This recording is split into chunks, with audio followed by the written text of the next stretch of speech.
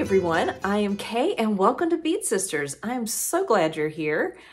I am very happy to be home. My husband and I spent a week in Argentina. We had a really good time. It was beautiful while we were there, but I gotta say, I'm glad to be back home. We were able to be home for Easter. My daughter and her husband are here from Nebraska, so I've gotten to spend some time with her. It's been a busy week. But amazingly enough, I am home alone this afternoon, so it's my opportunity to record and hopefully get done before they start kind of piling back in. Everybody had places to be today. So how are things going? Have you been getting things done this spring? Have you been super busy? Are you working on knitting and sewing and crafting projects? Are you working in your yard? What's going on? I've done a little bit in the yard. I've mostly just sort of cleaned up some stuff from last year, not even very much of that. I bought a few plants. I went to a nursery with my daughter-in-law a couple days ago and got some plants there that hopefully will go in the ground in the next few days. So how is it where you are? It has been really warm, like 70s to low 80s even over the last week or so, but today, I think we might get to the low 60s, so like 20 degrees colder today. Feels really good though. It's gorgeous. The sun is shining and a really good day to be out. So maybe I'll go outside in a little while and enjoy it. I was outside this morning for a run and to walk the dog, and it was great. It was probably in the low to mid 50s, so it was perfect for that. And I really enjoyed being outside. Let's talk about what I've been doing. I don't have anything finished, I don't think. No. What I have worked on, one thing I worked on before I left, and I think you've seen this project because I don't have to keep it secret. This is the Zig Zag Zen Blanket by Jiffy. Again, apologies because I'm sure I'm getting her name wrong. But it is a blanket, I'm showing you the back, sorry, that starts with the square in the corner, and you build this way, and then I think this way, and then this way. The test knit I've done, I only have to do 4 sections for the test knit, and then had to set it aside to travel. But I've gotten this side picked back up and started to add a section this way. So it's kind of like building a log cabin square in quilting, except you're building from a corner out, not all the way around. So yeah, this pattern should be available in, I think it's about 10 days. I think it's coming out the 13th. So watch for that. I will try to let you know for sure when that comes out, but it's really fun. It's squishy garter stitch, and she just walks you through all the math to know where to put stuff on hold and where to pick back up. And it's been really fun. Great use for either fingering weight held double or worsted weight scraps. You could do this with any weight yarn. You would just have to adjust your needle size and be aware that it will affect the size of the blanket. Mine is in worsted weight scraps. So yeah, I'm really liking it. I just haven't had a ton of time to work on it, but when I pull it out, I love it. The only problem with it is it's hard to take with me just because it's fairly large. The actual project itself isn't that huge, but I've got all of my yarn in the bag. So if I take it anywhere, I feel like I have to take out all the extra yarn, and so it's not that portable a project, but it's otherwise great TV knitting or even social knitting if you don't have to haul it very much, because it doesn't require that much concentration. The other thing I've been working on is the 24 Birds Mystery Knit Along from Curious Handmade, Helen Stewart. It is in my bag from Rainstorm Studios that says, "Where you been? This project won't make itself." I love the judgy sheep. So if you don't want to see it, Clue 3 was released today. If you don't want to see progress to about 2/3 of the way through Clue 2, now is your warning. I'll count you down. 3, 2, 1. Spoiler. It's not really that much of a spoiler at this point because it just kind of looks like a hat. But it's a circular shawl. So you start in the middle and work your way out. I'm gonna try to arrange it so that you can see the pattern a little bit better, but it's straight up lace. You can see a little bit of that. It's not that difficult. I don't know how brave I would be if I had never knit lace before, but it's not that difficult. None of the stitches are difficult. It's slip, slip, knit. There's a type of centered double decrease. There's actually 2 versions of it in here, but neither one is particularly difficult. So can you see, sorta, kinda? It's been a real pleasure to work on. It calls for, yikes, coming off the needles. It calls for 4 skeins, and I decided on the one that has, it doesn't have a ton of contrast, the 4 that I picked. Between colors B and C, you can tell in here, there's not a ton of contrast in there. I'm okay with that because I think it would be beautiful, at least so far, in even a single color. But the Clue 3, which is one that just dropped today, adds the 4th color, color D. And my color D I don't have in here, but it should provide a more distinct contrast. I think you could probably do it in 2 colors. So a single color for A, B, and C, and then that contrast color for D. That's going to be the panel that provides some emphasis. I just printed the pattern a little while ago, so I'm not quite sure what all it's going to do. I'll take a look. Clue 3, color D. So it's more of color C and D striping. And then I'm guessing that there's going to be a panel of a good bit of color D for Clue 4. I don't know that, but that is my guess. So we're going to be striping colors C and D for a while in Clue 3. Okay, I'll try to remember to put in a timestamp so that you will know when to come back. And assuming I remember to put in a timestamp, welcome back for those of you who didn't want spoilers. All right, now the other thing that I'm working on are some sewing projects. If you remember last time I talked about the skirt that I was making for my trip, which I think I had it finished when I showed you last time. It's this one, Simplicity 1616, and I did this view. Super easy. The only reason it took me a couple of hours was I messed something up and had to very carefully rip out. So, view D, which I've made multiple times, and I'm gonna do it again. I've been wanting, I actually kind of want pants, but I thought I'd make a skirt out of this kind of a medium olivey green. And I think this will be really pretty for spring. I don't have anything pink on right now, but I think this would be really pretty with pink. Don't you think? So I'm gonna make another one of this. This has a kind of a ribbed pattern in it. But I think this one's gonna be really nice and I think this will work for spring and fall, really potentially winter, but especially for spring and fall. I think this will be beautiful with a white shirt with kind of like this tan. It'd be really good with this actually. And but then with browns and rusts and stuff in the fall. So I think that'll actually be pretty versatile. But again, this pattern is Simplicity 1616, this one. But it's got other options. Like there's one here that has the hemline varies a bit here. There's some shorter versions. This one I think is gathered here. I haven't made that one, but yeah, lots of nice options with that pattern, and it is super simple. The other thing I'm going to make, I have the pieces cut out, but I haven't started sewing yet. I have made this before. This is another Simplicity pattern, 8561. And I'm making, this is view D, even though the position on this pattern looks like maybe this should be A, but this is actually view D.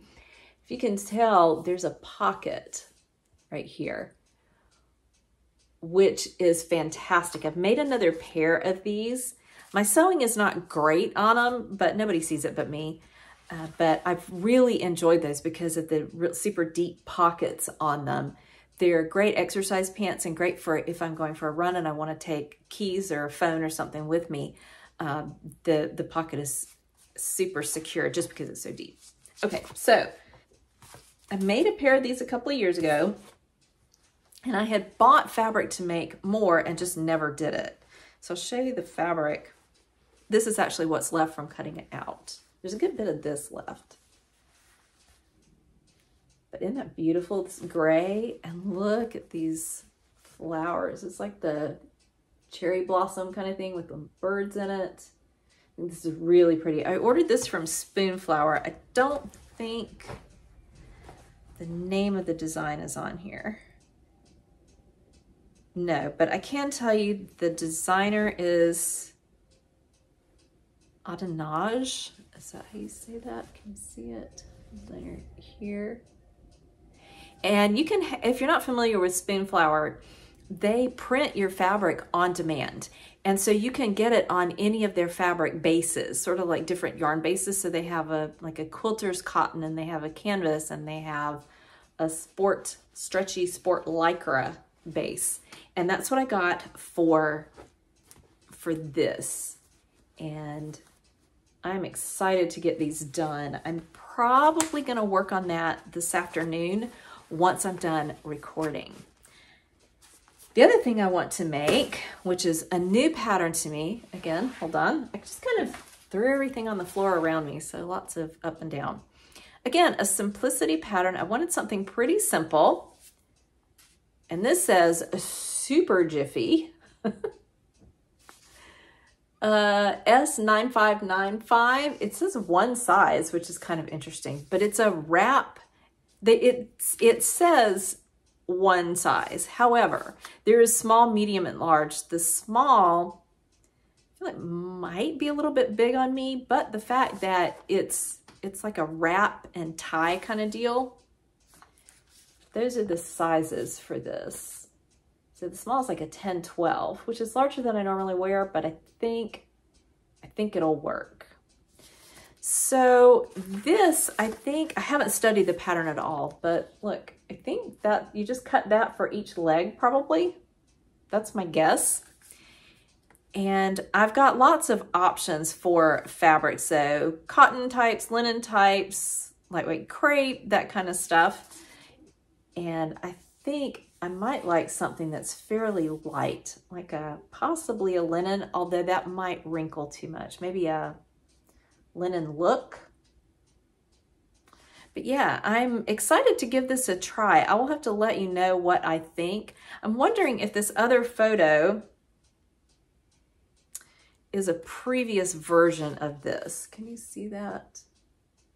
It's a different number, but I think it might be basically the same thing. So yeah, I'm looking forward to trying that one. I think I said I don't have fabric for this quite yet. I don't know that I even have anything in my stash that I would want to make, want to use to make this.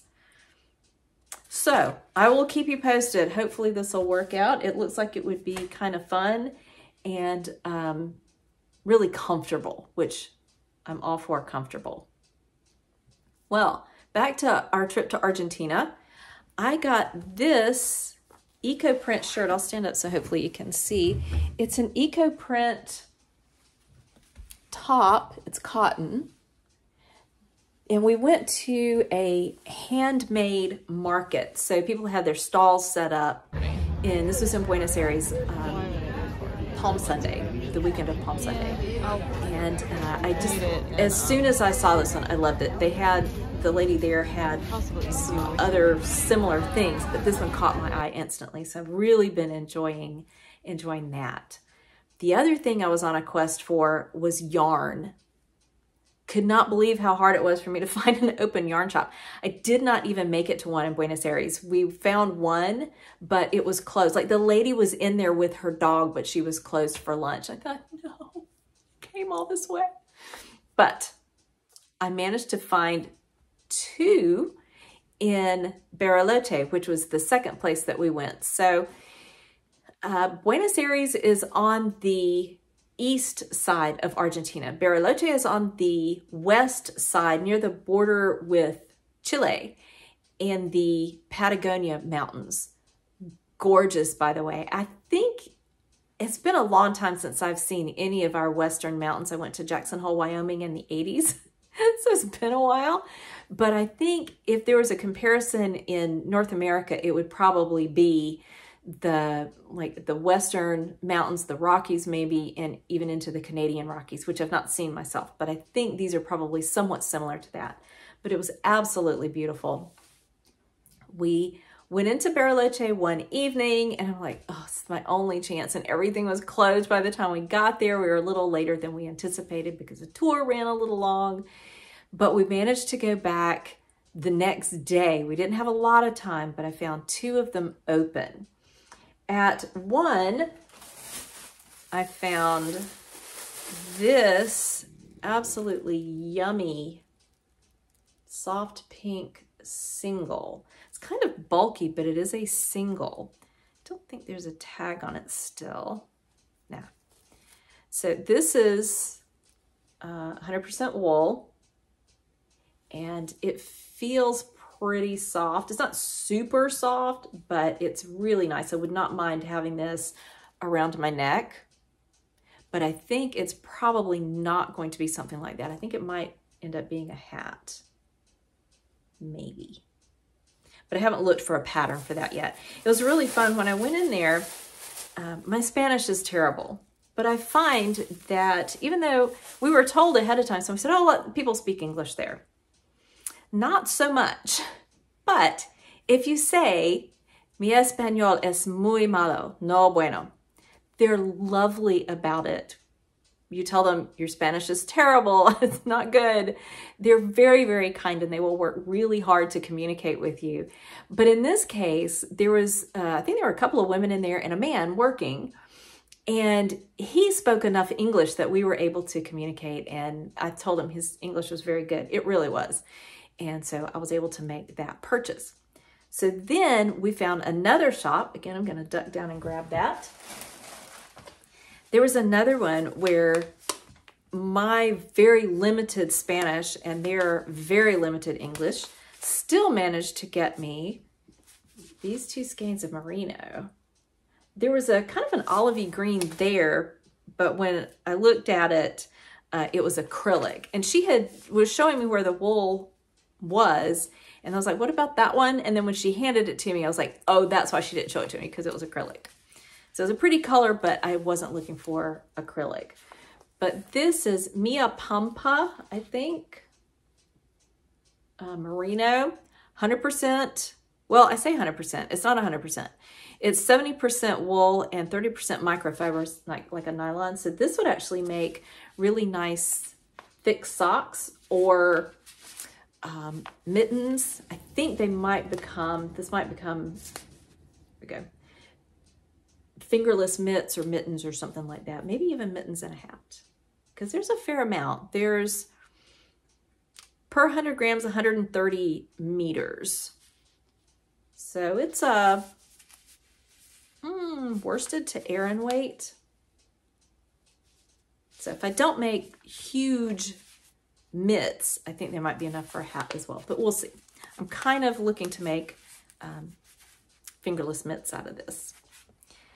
And now, last but certainly not least, I had talked to one of the local guides. So at our hotel, there were an American travel group in charge of the trip for us so that we could ask them questions, that kind of stuff. But they also have typically local guides, so people who live in the area there to help us with trip planning and any questions that we have about the local area.